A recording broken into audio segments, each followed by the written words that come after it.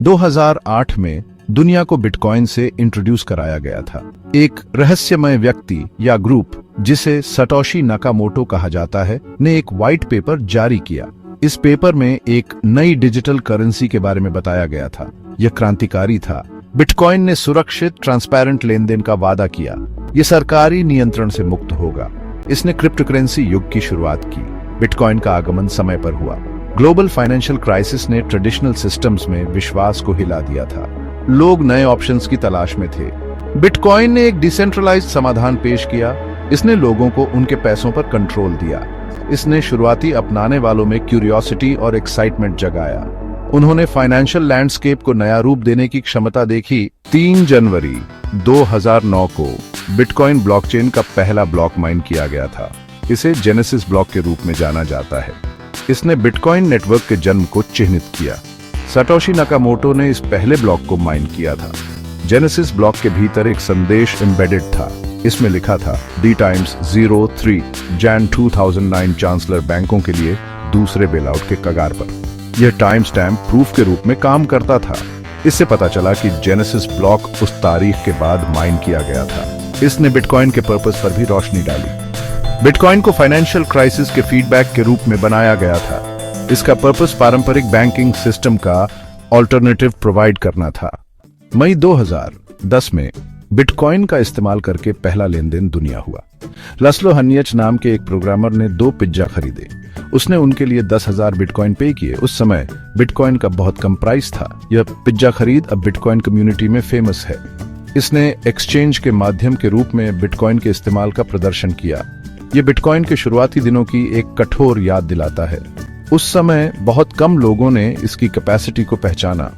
आज वो 10,000 बिटकॉइन की वैल्यू इतनी हो गई है जिससे दुनिया की सबसे बड़ी पिज्जा कंपनी शुरू हो सकती है। यह समय के साथ बिटकॉइन के कीमत में इनक्रेडिबल ग्रोथ को उजागर करता है। दोस्तों, आगे बढ़ने से पहले आपसे रिक्वेस्ट है कि वीडियो को लाइक और चैनल को सब्सक्राइब जरूर करें।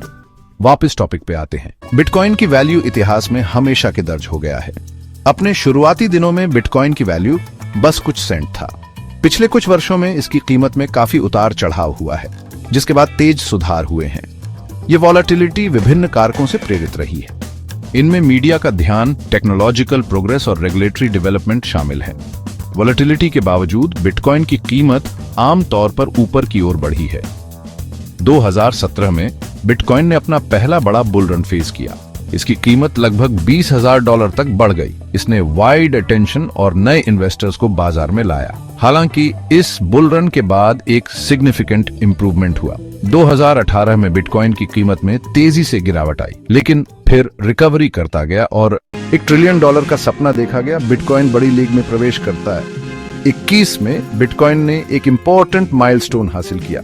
इसका मार्केट कैपिटलाइजेशन सर्कुलेशन में सभी बिटकॉइन का कुल मूल्य $1 ट्रिलियन को पार कर गया। इसने बिटकॉइन को दुनिया की सबसे बड़ी कंपनियों के बराबर रखा और वास्तव में इसने एक मेजर एसेट क्लास के रूप में अपनी पोजीशन को मजबूत किया। यह उपलब्धि कई फैक्टर्स से प्रेरित थी। इंस्टीट्यूशनल एडॉप्शन ने एक इंपॉर्टेंट रोल निभाया। टेस्ला और माइक्रोस्ट्रेटेजी जैसी मेजर कंपनियों ने बिटकॉइन को अपनी बैलेंस शीट में जोड़ा। इसने ट्रेडिशनल इन्वेस्टर्स की नजर में बिटकॉइन को लेगल बना दिया। बढ़ते मेन स्ट्रीम एडॉप्शन ने भी कीमत बढ़ने में योगदान दिया। ज्यादा लोगों और बिजनेसमैन ने पेमेंट और इन्वेस्टमेंट के लिए बिटकॉइन का इस्तेमाल शुरू कर दिया। हैक्स, फॉकर्स और रेगुलेटरी बैरियर्स। बिटकॉइन का सफर चुनौतियों के बिना नहीं रहा है। क्रिप्टोकरेंसी को कई ऑब्स्टिकल्स का सामना करना पड़ा है। इनमें सिक्योरिटी ब्रीच, स्केलेबिलिटी प्रॉब्लम्स और रेगुलेटरी अनसर्टेनिटी शामिल है। एक बड़ी चुनौती हैकिंग का खतरा रही है। कई हाई प्रोफाइल हैक्स ने क्रिप्टोकरेंसी एक्सचेंजों को निशाना बनाया है। इन हैकिंग्स में लाखों डॉलर की वैल्यू के बिटकॉइन की चोरी हुई है। एक और चुनौती स्केलेबिलिटी का मुद्दा रहा है। बिटकॉइन नेटवर्क में लिमिटेड ट्रांजैक्शन प्रोसेसिंग कैपेसिटी है। इससे उच्च मांग की अवधि के दौरान स्लोअर ट्रांजैक्शन स्पीड और ज्यादा फीस होता है। इसे दूर करने के लिए बिटकॉइन कम्युनिटी ने विभिन्न सॉल्यूशंसों की खोज की है। इनमें लेयर 2 स्केलिंग समाधान शामिल हैं, जैसे कि लाइटनिंग नेटवर्क। पैसे का भविष्य, बिटकॉइन की क्षमता और अनसर्टेनिटीज। बिटकॉइन का भविष्य अनिश्चित बना हुआ है, हालांकि इसकी क्षमता अनडिस्प्यूटेड है। क्रिप्टो के जानकारों का मानना है कि बिटकॉइन फाइनेंशियल सिस्टम में क्रांति ला सकता है। वो इसे ट्रेडिशनल करेंसीज के डिसेंट्रलाइज्ड, सिक्योर और ट्रांसपेरेंट अल्टरनेटिव के रूप में देखते हैं। उनका तर्क है कि बिटकॉइन लोगों को पावरफुल बना सकता है। बिटकॉइन माइनिंग में काफी मात्रा में ऊर्जा की खपत होती है। इससे पर्यावरण समूहों की आलोचना हुई है। इन चुनौतियों के बावजूद बिटकॉइन का विकास जारी है। इसका भविष्य कई फैक्टर्स पर निर्भर करेगा। इनमें तकनीकी प्रगति, नियामक विकास और मुख्य धारा को अपनाना शामिल है। बिटकॉइन एक क्रांति की तरह अभी भी सामने आ रही है। एक स्पेसिफिक डिजिटल करेंसी से $1 ट्रिलियन की संपत्ति तक बिटकॉइन की यात्रा उल्लेखनीय रही है। यह डिसेंट्रलाइजेशन की शक्ति और ब्लॉकचेन टेक्नोलॉजी की क्षमता का प्रमाण है। बिटकॉइन को चुनौतियों का सामना करना पड़ा है, लेकिन इसने महत्वपूर्ण मील के पत्थर भी हासिल किए हैं। बिटकॉइन की कहानी अभी भी लिखी जा रही है। इसका भविष्य अनिश्चित बना हुआ है। इसने पैसे और वैल्यू की पारंपरिक धारणाओं को चुनौती दी है। इसने हमें करेंसीज के बारे में सोचने के तरीके पर पुनर्विचार करने के लिए मजबूर किया है। बिटकॉइन करेंसी के रूप में सफल होता है या विफल होता है, इसका प्रभाव निर्विवाद है। इसने फाइनेंस और उससे आगे इनोवेशन के एक नए युग का मार्ग एक्सपेंसिव किया है। बिटकॉइन एक डिसेंट्रलाइज्ड डिजिटल करेंसी, बिना केंद्रीय बैंक या सिंगल एडमिनिस्ट्रेटर के, जिसे बिचौलियों की आवश्यकता के बिना peer to peer bitcoin network पर यूजर से यूजर तक भेजा जा सकता है।